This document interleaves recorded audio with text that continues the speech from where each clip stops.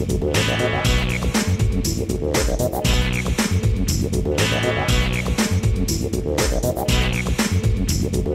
que esse projeto faz hoje é devolver na integralidade esse crédito ao consumidor. Só em Minas Gerais, os consumidores têm a receber 6,2 bilhões de reais. Nós estamos tirando recursos dos estados, recursos dos municípios. Disseram que era para retirar o ICMS e esqueceram do PIS/COFINS. Se o governo diz que esqueceu, nós estamos aqui para lembrar. O impacto dessas medidas na redução dos combustíveis pode chegar a R$1,60, R$1,60 na bomba de gasolina.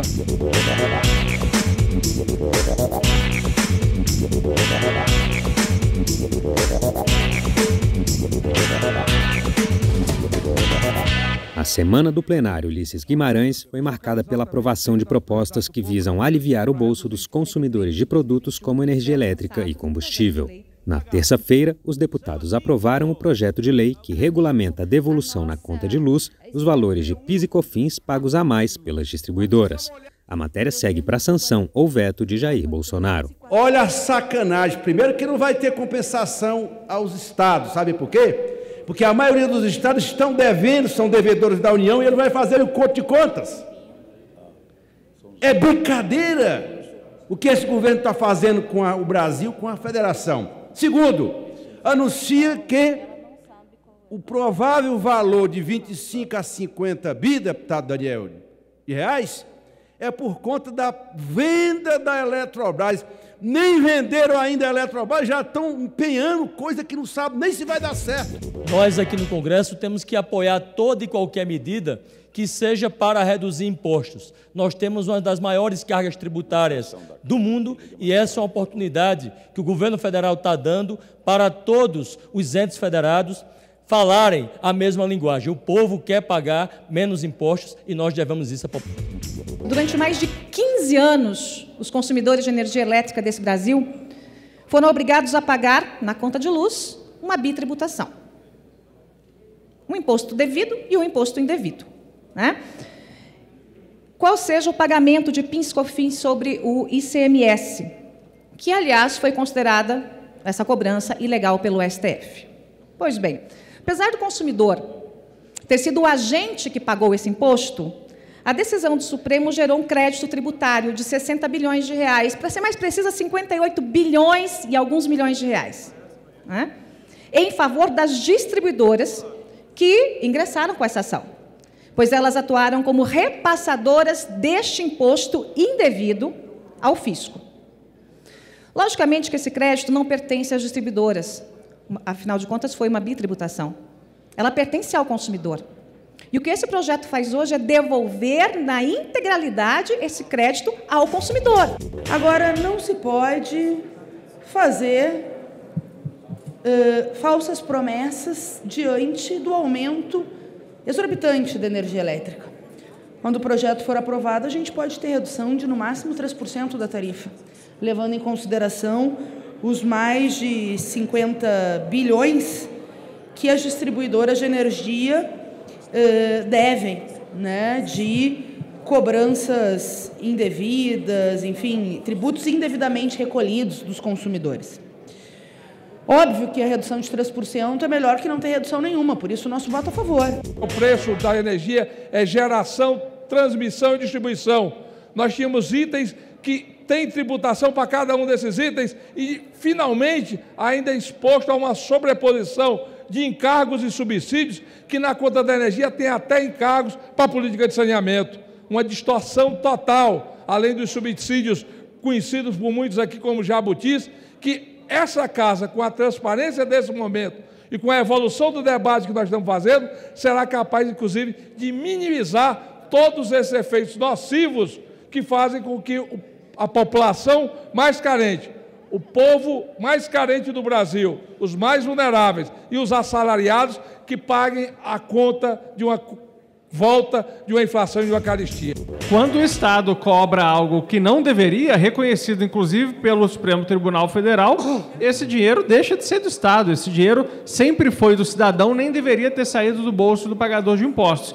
Agora nós estamos simplesmente fazendo justiça, retornando o dinheiro àquele que é de direito. Todo o esforço que nós estamos fazendo para reduzir o preço absurdo dos combustíveis, o preço da energia, como é o caso desse projeto de lei, o preço do gás de cozinha, se vai baixar lá na ponta ou não, isso é uma outra questão. O importante é que nós estamos trabalhando no sentido de melhorar a vida das pessoas. Esse projeto, ele pode amenizar a situação do que passa a população brasileira. Então, por essa razão, mas também considerando que devemos debater mais a questão energética do nosso país, ver energias alternativas, renováveis, limpas, uma vez que a gente está sobre o efeito das mudanças climáticas. Então, nós não podemos fugir de outra alternativa para dar alternativa também para a nossa população brasileira. Uma verdadeira apropriação indébita por 5 anos, desde o governo do presidente Michel Temer e depois o governo do presidente Bolsonaro. E o governo só vai ter que devolver, presidente, porque o Supremo decidiu, ou seja, o governo perdeu na justiça. Os consumidores ganharam na justiça em sentença irrecorrível. Então, o governo tem que devolver o que não é seu, o que não lhe pertence. Só em Minas Gerais, os consumidores têm a receber 6,2 bilhões de reais. Lembrando que o ICMS em Minas Gerais é o mais alto do país, que a cobrança por dentro chega a 42%. Um verdadeiro roubo, um verdadeiro absurdo. A energia elétrica não pode ser tratada como mera mercadoria, é o que mais pesa no orçamento familiar. Durante a pandemia, a população está penando e em Minas Gerais a CEMIG não tem dó, vai lá e corta energia, né? Inclusive se gaba, né, que corta energia mesmo, e isso é um verdadeiro absurdo. Além de terem reajustes absurdos, ainda botava a mão no bolso dos brasileiros, cobrando muito mais do que aqueles reajustes. E agora é muito importante que a gente aprove esse projeto de lei que regulamenta, que diz como vai funcionar a devolução desse dinheiro que as empresas de eletricidade cobraram a mais na conta dos brasileiros. E não pode descontar isso dando um novo reajuste. Vão ter que devolver na conta dos brasileiros. Ainda na terça, o plenário aprovou um projeto de lei que exige transparência no preço dos combustíveis. A proposta, de autoria do deputado Reginaldo Lopes, determina a empresas do setor a publicidade de dados componentes dos preços dos produtos. O texto vai ao Senado. A paridade de preço de importação é nada mais do que a dolarização. O que eles estão fazendo na composição de preço é colocar custos inexistentes. Ou seja, o posto está no Brasil, eles calculam como se estivesse em Houston, em Texas, nos Estados Unidos. Eles cobram até taxa portuária que não existe, seguro de transportar o petróleo bruto que está no Brasil. Então, eles colocam 100% de custos como se fossem importados, sendo que é 15% a 16%. Então, nós vamos comprovar com a transparência que o Brasil produz um barril de petróleo a $40 no máximo, 60% mais barato do que o preço internacional. O resto é roubalheira. O presidente Bolsonaro luta para evitar esses aumentos abusivos dos preços dos combustíveis, porque isso repercute lá na ponta, aumentando os alimentos, aumentando o preço da cesta básica. Ao final, esta casa aprovará a discriminação para que essa divulgação ampla, clara, explícita, possa mencionar o custo médio de produção de petróleo, o custo médio de produção de gás natural, o custo de aquisição do petróleo, o preço de faturamento da unidade produtora, preço de faturamento dos importadores, margem bruta da distribuição de combustíveis, margem bruta da revenda de combustíveis, tarifas dutoviárias, frete da unidade produtora até a base de distribuição, frete da base de distribuição até o produtor e tributos. E que essa medida se estende não só aos combustíveis, mas inclui também o gás natural e acrescemos multas para que isso seja rigorosamente cumprido. É uma pena que o relatório final não tenha consagrado aquilo que está no projeto original, que é o fim da política de paridade, o fim da política de preço da Petrobras, a verdadeira causa do aumento do preço da gasolina e de todos os combustíveis. O que o governo não quer olhar, não quer enfrentar e fica enganando a população com medidas que não vão resolver. A gente produz em reais e está pagando o preço da gasolina, do óleo diesel, do botijão de gás em dólar, está pagando de acordo com o preço de importação, exportação, preço de mercado internacional.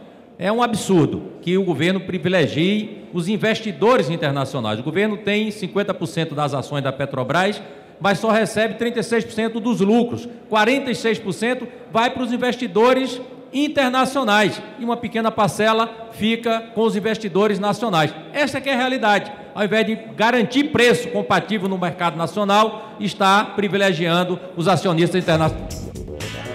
Já na quarta-feira, foi a vez dos deputados aprovarem o projeto de lei que impede a incidência de ICMS sobre o adicional de energia elétrica das bandeiras tarifárias. A proposta, de autoria do deputado Hildo Rocha e do ex-deputado e atual senador Fábio Garcia, segue para análise do Senado. Essas cobranças, elas ocorrem quando há uma diminuição dos lagos que abastecem as hidrelétricas, que fazem com que as hidrelétricas funcionem normalmente a todo vapor, com toda a sua potência.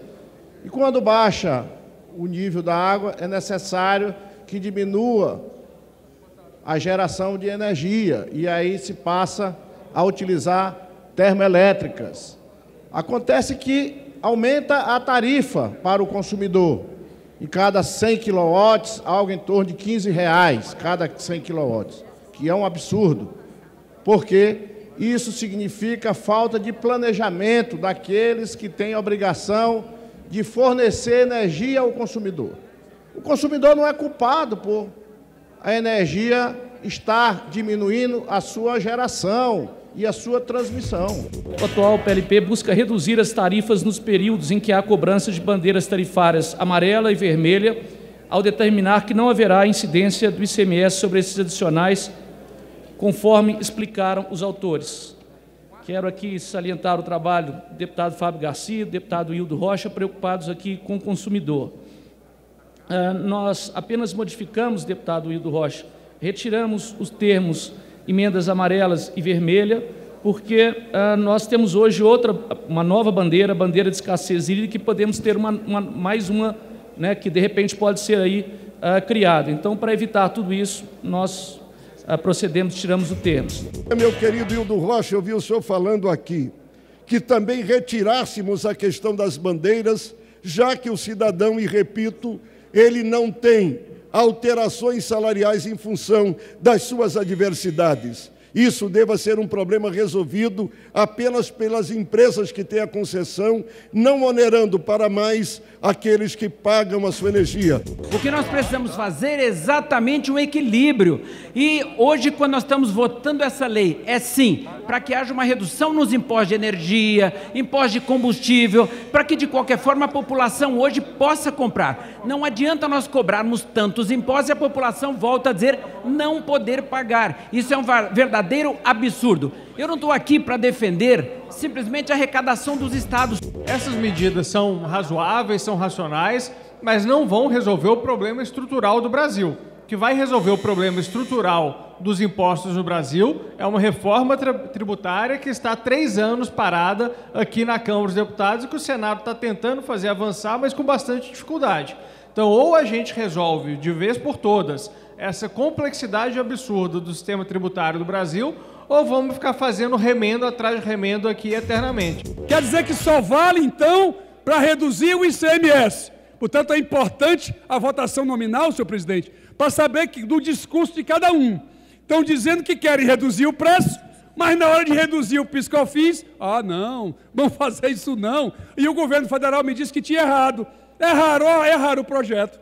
Disseram que era para retirar o ICMS e esqueceram do PIS/COFINS, senhor presidente. Se os parlamentares concordam com a retirada ou a não cobrança do ICMS, é porque concordam com a tese de que este aumento relativo às bandeiras não deve sofrer ou não deve sofrer qualquer tipo de tributação.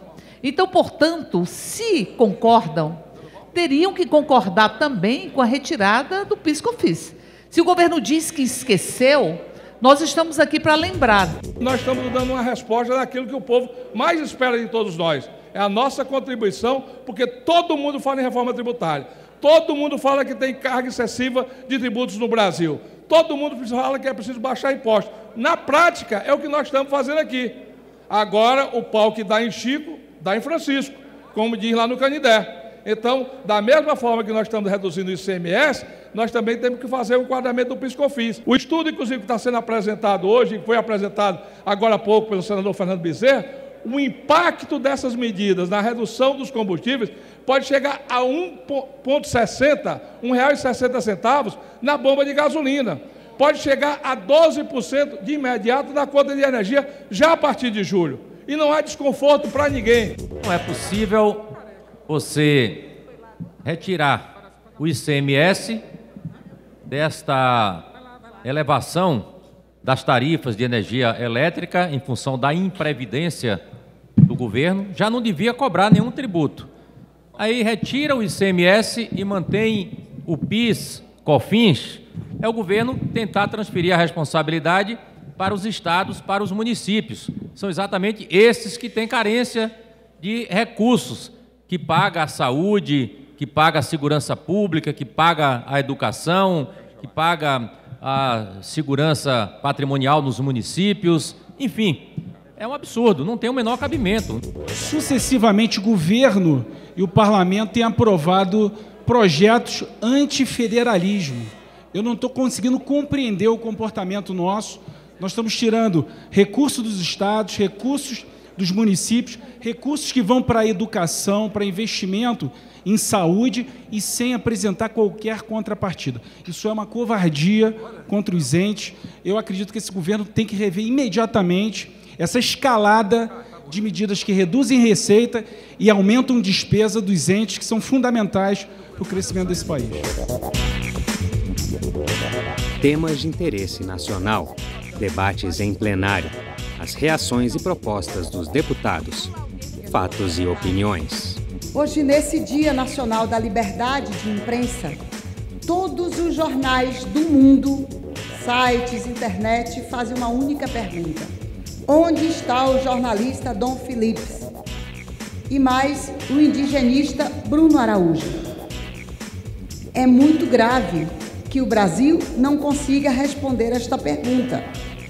E é muito grave que o jornalista e o indigenista tenham sumido exatamente na área do Vale do Javari, exatamente uma área que tem muita perseguição a povos indígenas, invasões de terras por madeireiros, por garimpeiros.